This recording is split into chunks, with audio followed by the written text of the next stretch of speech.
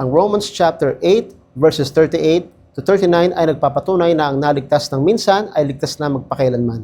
Sabi sa verse 38, "For I am persuaded that neither death, nor life, nor angels, nor principalities, nor powers, nor things present, nor things to come, nor height, nor depth, nor any other creature shall be able to separate us from the love of God, which is in Christ Jesus our Lord." Ito ay patungkol sa pag-ibig ng ating Panginoong Heso Kristo sa atin. At may tanong si Pablo. Sabi niya sa verse 35, "Who shall separate us from the love of Christ?" Sino ang maghihiwalay sa atin sa pag-ibig ni Kristo? Take note, hindi niya sinasabi sa tanong na ito na sino maghihiwalay sa pag-ibig natin kay Kristo. Hindi tayo ang umiibig sa Panginoong Heso Kristo, kaya tayo naligtas. Rather, siya ang umibig sa atin, siya ang nag-alay ng kanyang buhay para sa atin, kung bakit tayo ay naligtas kapag tayo ay sumampalataya sa kanyang ginawa para sa atin. At may tanong si Pablo, kapag nasa pag-ibig na tayo ni Kristo, may pagkakataon bang mawalay tayo sa pag-ibig ni Kristo? Sinasabi niya dito, ang kapighatian ba o kahapisan o ang pag-uusig o ang tagutom o ang kahubaran o ang panganib o ang espada? Ibig sabihin, nasa peligro man ang buhay mo. Bilang isang mananampalataya, dapat mong malaman, hindi ibig sabihin na nasa peligro ang buhay mo, kinalimutan ka na ng Panginoon, pinabayaan ka na niya. Hindi. Nasa pag-ibig ka pa rin ng ating Panginoon. Yun ang sinasabi niya.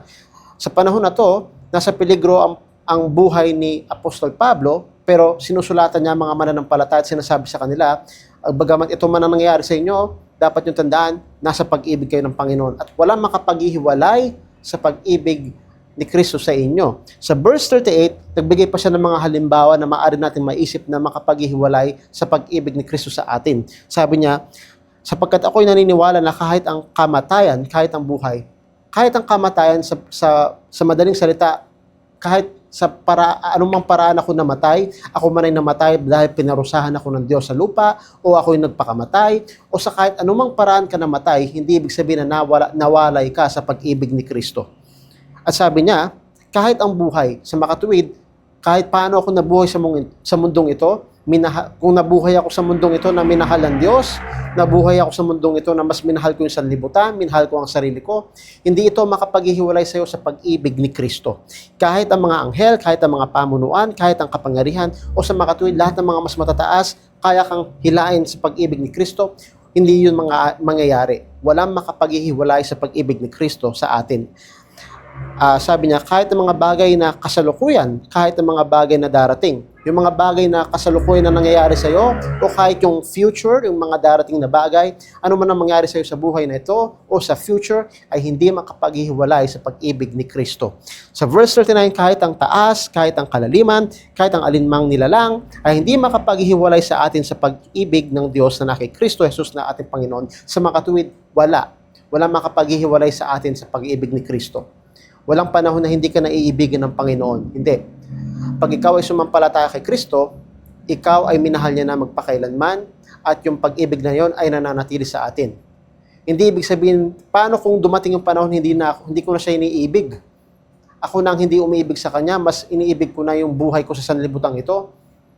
Ang katotohanan, hindi nakadepende ang pag-ibig, hindi nakadepende sa ating pag-ibig, o hindi nakadepende ang Diyos kung paano natin siya iniibig. Kaya na tayo iniibig, hindi.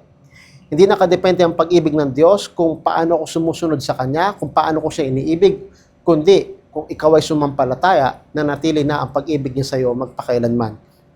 At pag hindi ka sumampalataya sa Kanya, ang puot ng Diyos ang nananatili sa iyo, hindi ang Kanyang pag-ibig. At pag napunta ang tao sa impyerno, wala ang pag-ibig ng Diyos sa kanila. Tapos na. Wala nang pagkakataon na pwede pa silang ibigin ng Diyos muli. Kaya ang mga sumampalataya kay Kristo ay nananatili sa Kanyang pag-ibig magpakailanman, at hindi na sila maaaring mapahamak pa sa anumang paraan. Yan ang patunay kung bakit ang naligtas ng minsan ay ligtas na magpakailanman.